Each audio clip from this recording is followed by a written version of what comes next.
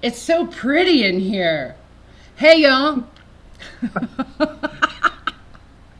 It's Big Ron's daughter, Amy. Who's Big Ron? Big Ron's Dale Earnhardt's #1 fan. You know Big Ron. And I'm also with Mr. Muffin Racing. How are you guys doing today? So it's episode 3 of Show Me Your Diecast. And let me tell you, like, a lot of people have been coming out, messaging us at Muffin Racing and being like, yeah, I'm totally interested. Well, this is our 3rd episode. And what's super cool is I want you all to meet. This is at Dedicated to Diecast on TikTok. His name is Robert, ladies and gentlemen. Please say hello to Mr. Robert, a.k.a. Rob, a.k.a. Awesome. Free Diecast, a.k.a. Free Dinner. Whatever. At this point, yeah, absolutely. It's such an honor to be on your show. I tell you, You're great. it is like totally awesome. I cannot thank you guys enough. But yeah, this has been a fantastic ride with this new hobby of mine per se, and Yeah. this diecast is really taken off. And it's venues like yours that are getting all these collectors to kind of exhibit and show and kind of bring us all together. And man, I'm enjoying it. I'm enjoying the ride so far. This has been love really it. fun. Well, I love it, so I'm glad. So basically, you're located in our south. We don't need to tell them; they don't need to know. But in the southern part of the states. Yeah. Uh-huh. Okay. I'm fairly close to Daytona. I can give them that much. Okay. As a matter of clearly fact, he's in Australia. Right. So, and I was actually drove by the racetrack this weekend that just passed. We were driving up to St. Augustine, and I had to go down A1A and just take a look at the track. And my goodness, I had only visited that track once before. As a matter of fact, it was 2024 or 2023. I can't even remember. Yeah. So that was the first race that I attended, and oh, it's been crazy ever since. Started collecting the diecast, and it's been one thing after another. I started customizing some of them, and it's gotten to the point where I've run out of room. But we all have something to collect in life, right? We all have something to find and enjoy, and this has brought a lot of joy. I was never into really racing prior. I mean, I remember growing up being a Petty fan because who wasn't, right? Back in those days, the typical STP logo and whatnot. Who's still a Petty fan? I know. But then, you start watching the races. And can I tell you the first race I watched was when Earnhardt passed. Oh, and I remember vividly. Yeah, I'm sorry to bring a Debbie Downer on this, but I turned on the TV, was watching the race. My wife and I were watching the race, which is a rarity because we were never into racing before. Wow. And I remember and I remember that whole scenario and the commentating and all that. And so when I went to the racetrack in 2024, I'm standing on,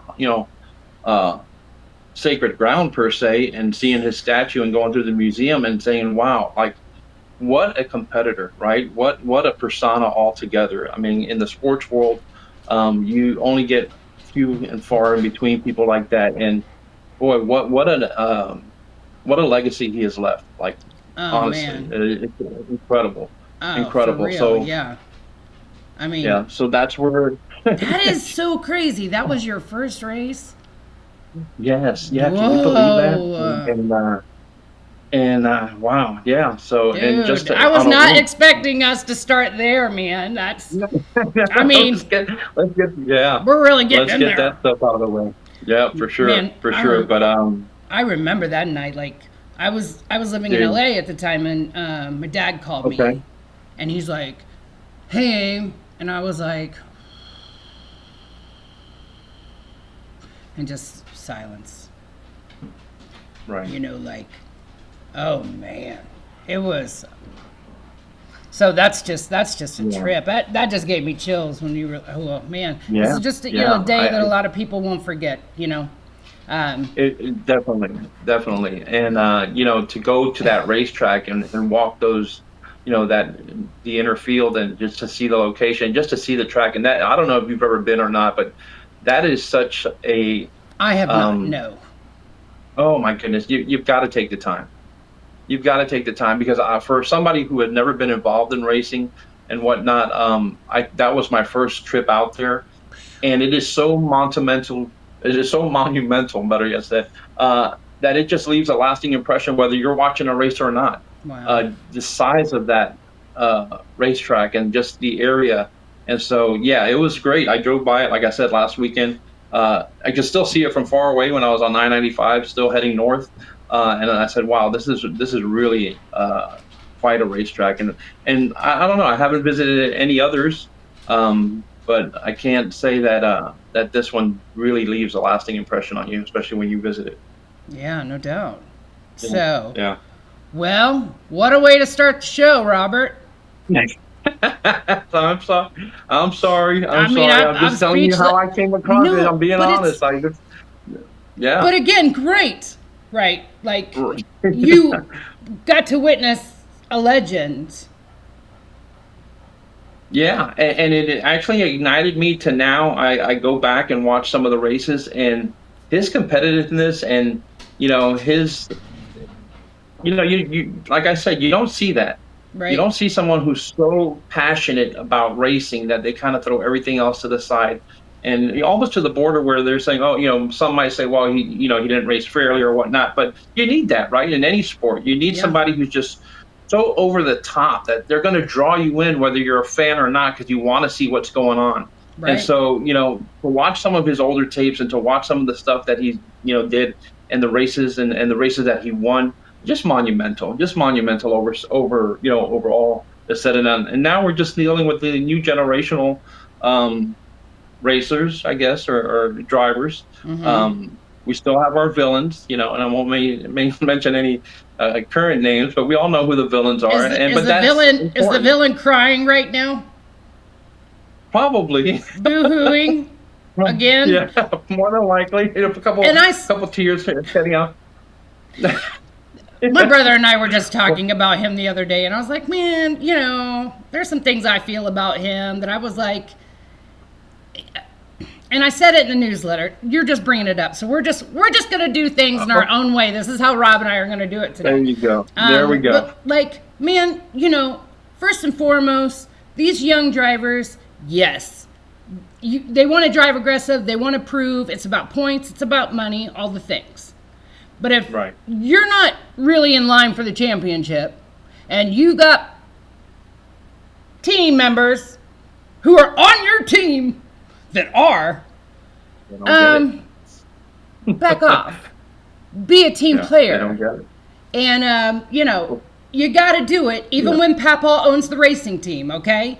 You got to be, you got to be a Yeah. good boy. Anyways, so, Exactly. but I was like, I probably would have done the same thing. And so, like, I'm watching all those interviews and I'm thinking, you know what? I'm all right with what he's saying. And then I'm watching the post rate from Sunday and I'm like, okay, Yeah. there's the drama that my brother's like, God, isn't he done yet?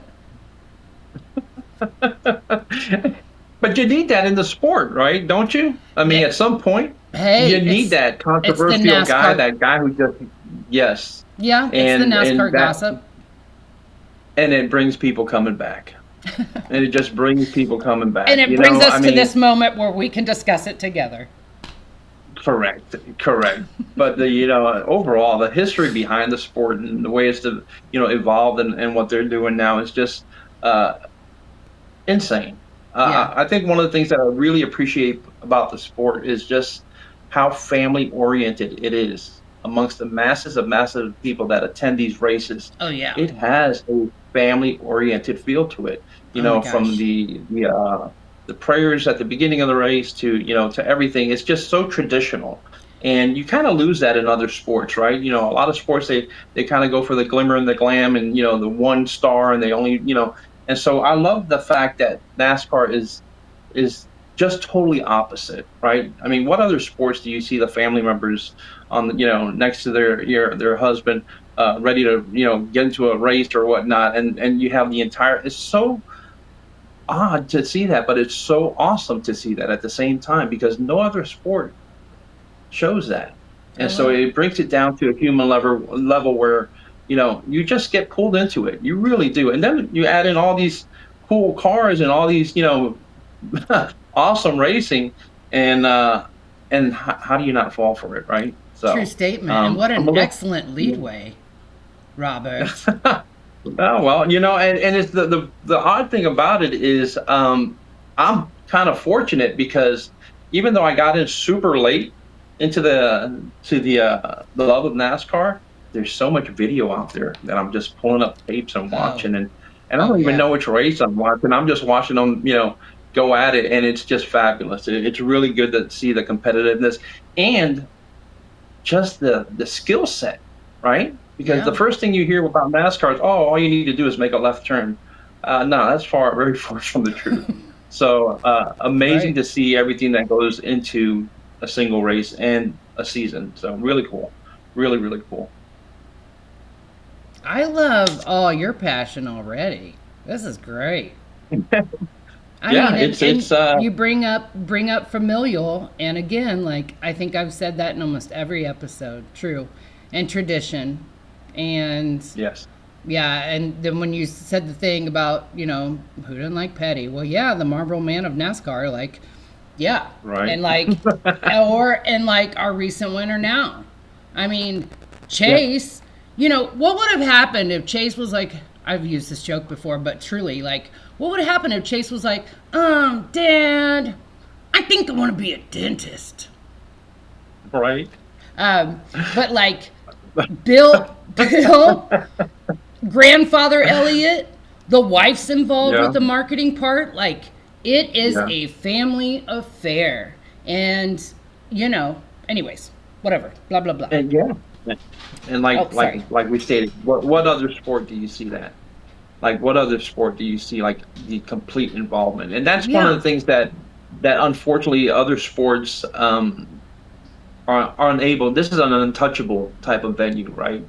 Where you have just a complete family outing per se, involved with your favorite driver. You Yeah. not only see the driver, but you see the family, you see the kids, and so that's something that no other sport. I mean, you'll get it maybe at the end of a Super Bowl or World Series, you'll get that, but that's it. And so the fact that they bring that in is just, you cannot surpass something like that.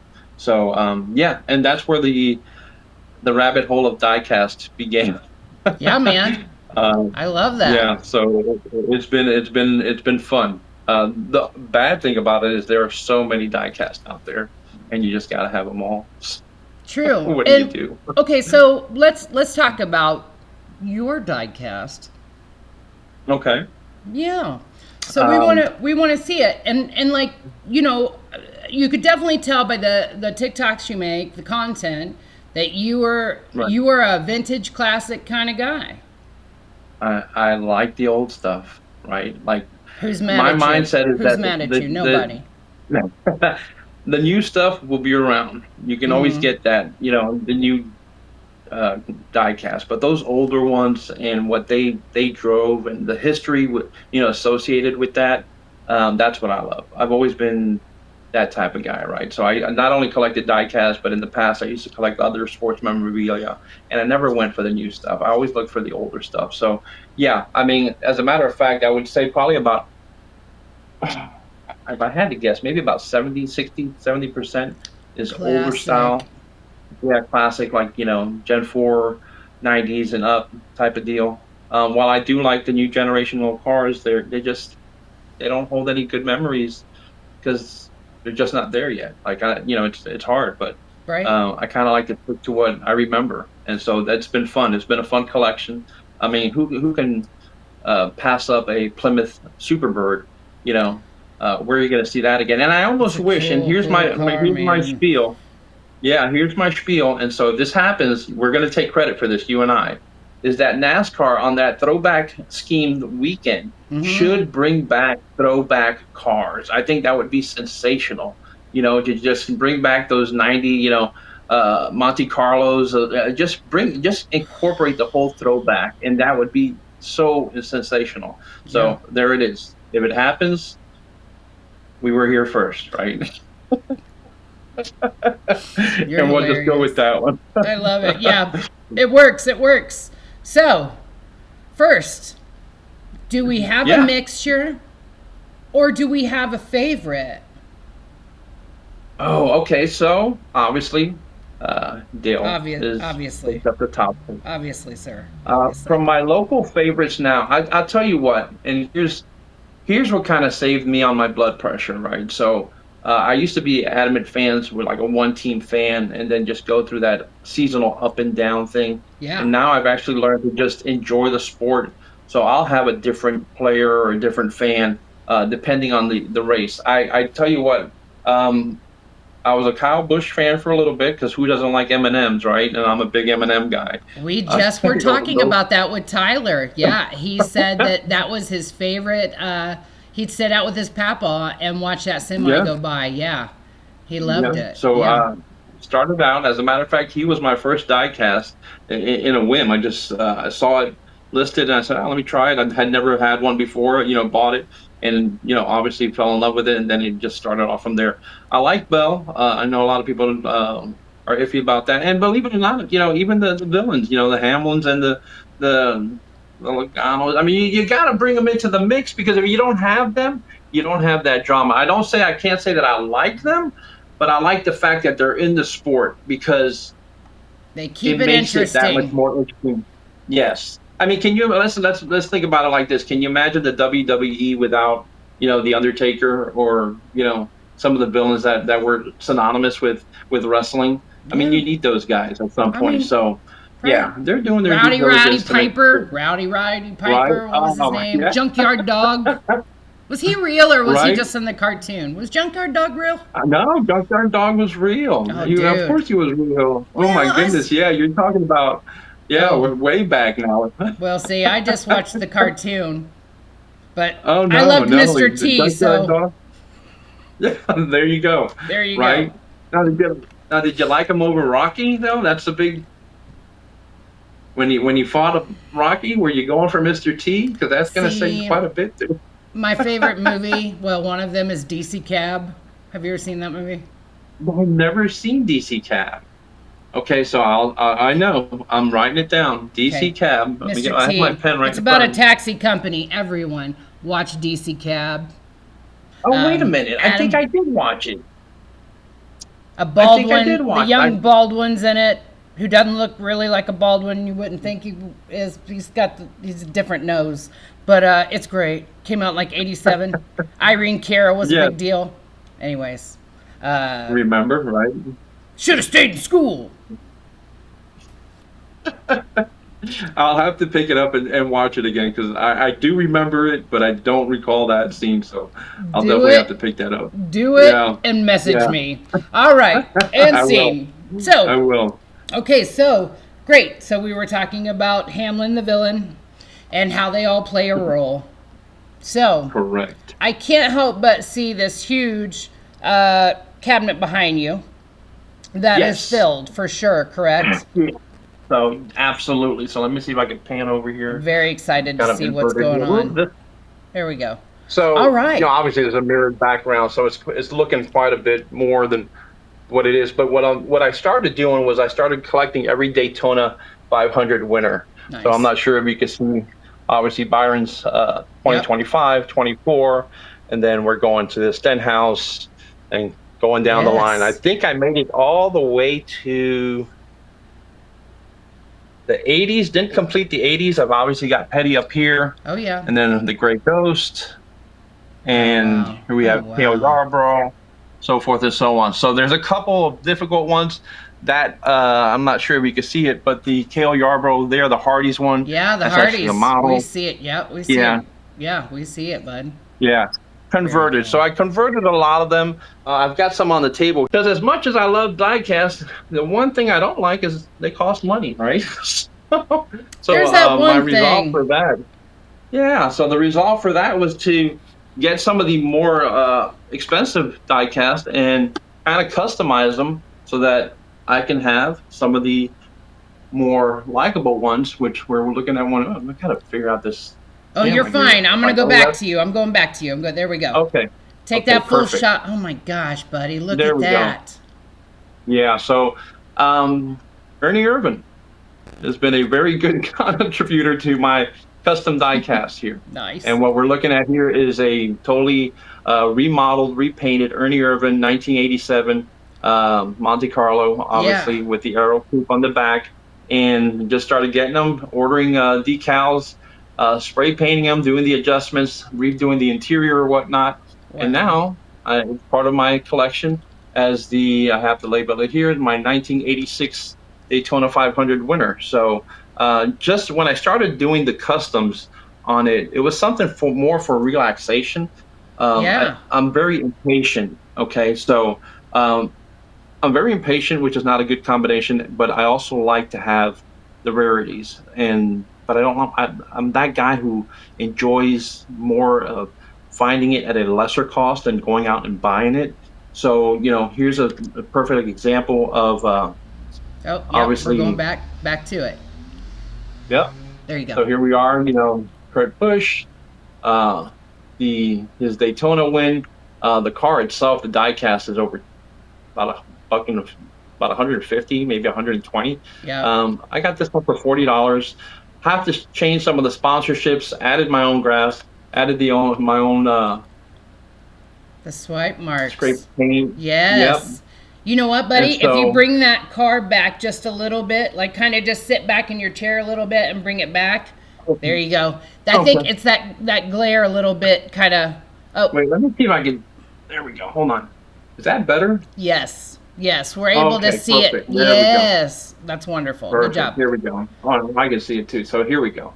Right. It's just little things that I started doing, kind of occupying my free time and whatnot. And things that anybody could do, right? So here we have a David Pearson, let me see, always got a cheat here because I put little tags on the bottom because who could remember everything, right?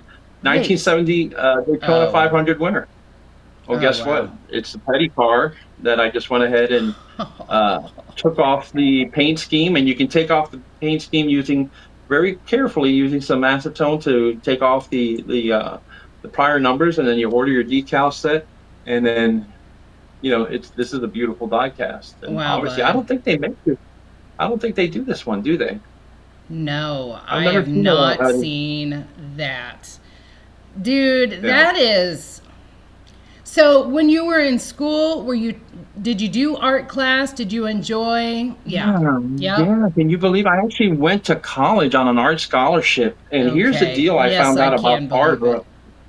Yeah, here's what I found out quickly thereafter. Two things, actually. I found out that you can actually get up and walk out of a class if you weren't enjoying it. So I became very good at playing soccer table foosball between some of my classes. And then number two, it's when you have a creativity, it's hard to tell somebody to be creative. It's got to come naturally. So when I was being given assignments to be creative, it's like, I don't feel like doing that. Right. And so I wouldn't. And so it was kind of funny because I would have my professor say, hey, you know what, Robert, you don't fail the class if you drop out.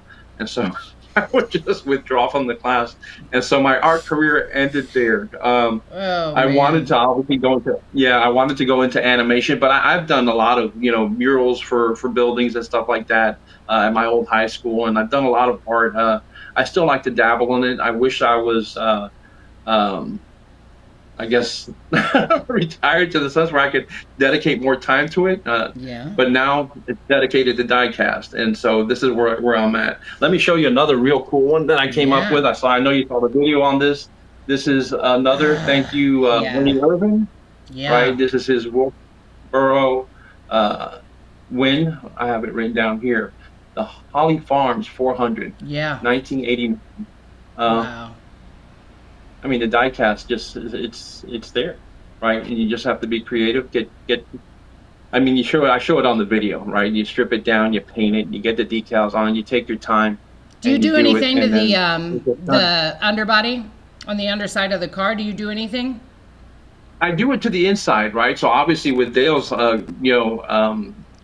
cars, they've got to be the right color, correct? Right. So unfortunately, Ernie Irvan had a silver interior. Right, so yeah, exactly. the interior just doesn't point. And sometimes it's just as simple as getting the right decals on a car, right? Like when I got this one, which is Jeff Gordon's. Let me pull it back this way. Jeff Gordon's rookie win, 1994. Yeah.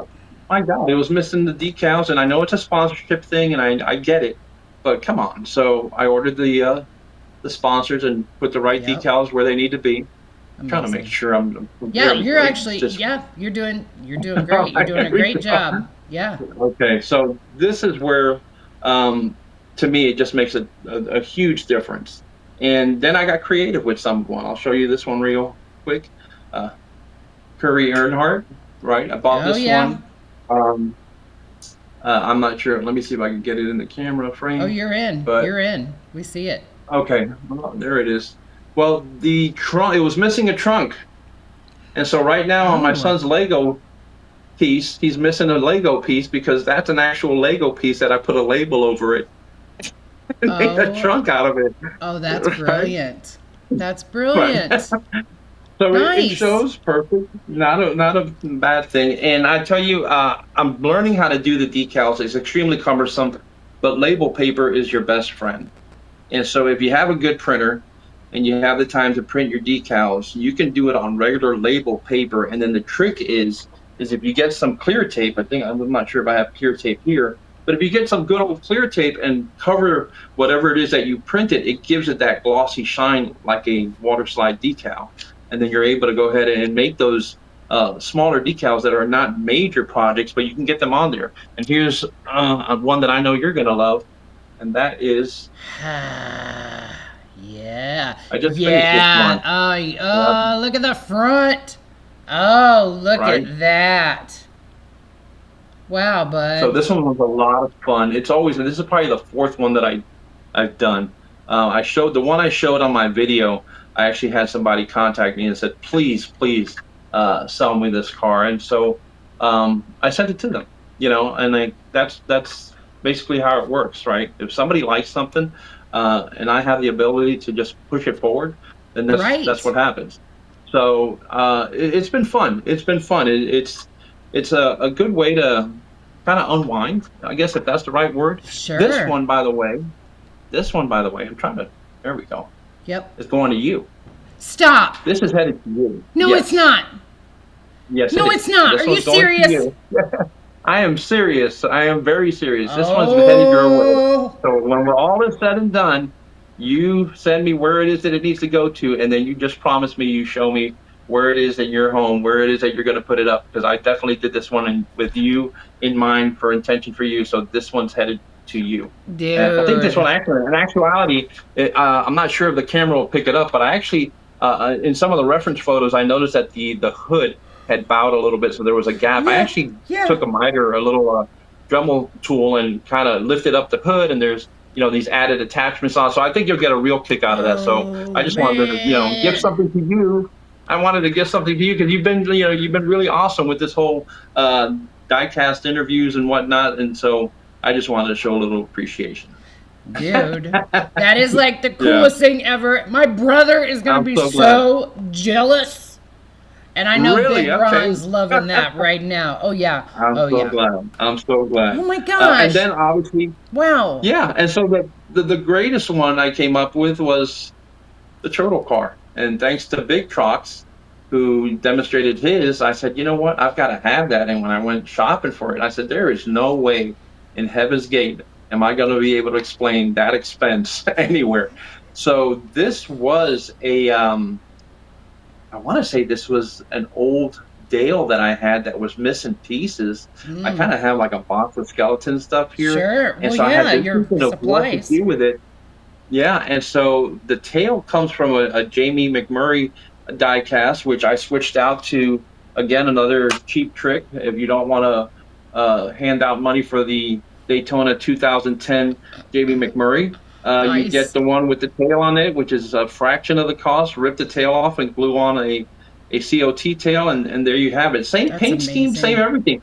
Same sponsorship, which is something that if you do your research, a lot of these Daytona win cars per se that are at high value, well, the driver drove the same car, a season before, and all you got to do is make a couple modifications, and voila, you're Right. saving money, and you can buy more diecast. My biggest Right. dilemma is that I need cases, I need display cases, but if I buy display cases, then I can't buy more diecast. So that's my dilemma.